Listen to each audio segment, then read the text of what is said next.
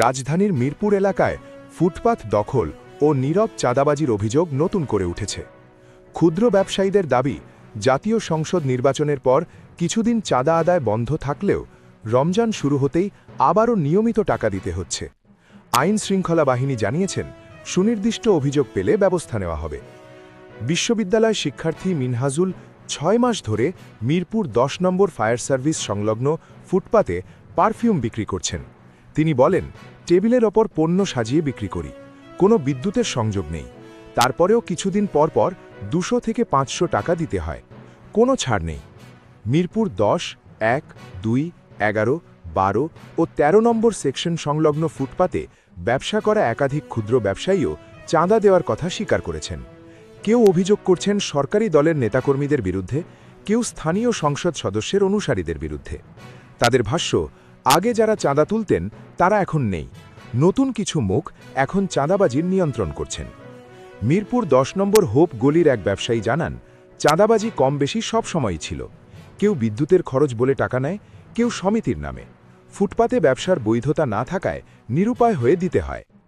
ঢাকা 16 আসনের জামায়াতে ইসলামের সংসদ সদস্য কর্নেল অবসর আব্দুল বাতেন জানিয়েছেন, চাঁদাবাজি ও ফুটপাত দখল বন্ধে আমরা কাজ করছি। ব্যবসায়ী ও আইন শৃঙ্খলা বাহিনীর সঙ্গে বৈঠক হয়েছে। সুনির্দিষ্ট তথ্য পেলে ব্যবস্থা নেওয়া হবে। জামায়াতের কেন্দ্রীয় মজলিসের শুরা সদস্য ও জোন পরিচালক মোহাম্মদ নাসির উদ্দিনও জানিয়েছেন, চিহ্নিত ব্যক্তিদের তালিকা আইন শৃঙ্খলা বাহিনীর কাছে পাঠানো হয়েছে।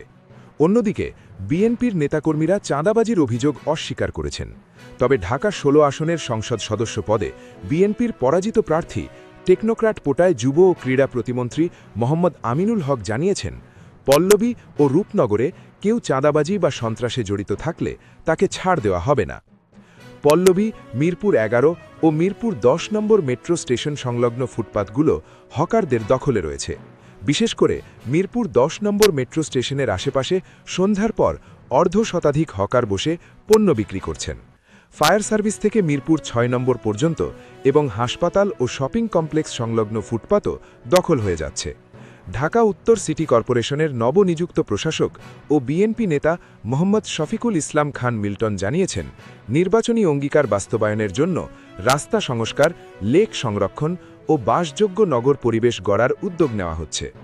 ঢাকা মহানগর পুলিশের উপকমিশনার মোহাম্মদ তালেবুর রহমান জানিয়েছেন, চাঁদাবাজির অভিযোগ পেলে কঠোর ব্যবস্থা নেওয়া হবে। সারা দেশে পুলিশ চাঁদাবাজি রোধে কাজ করছে।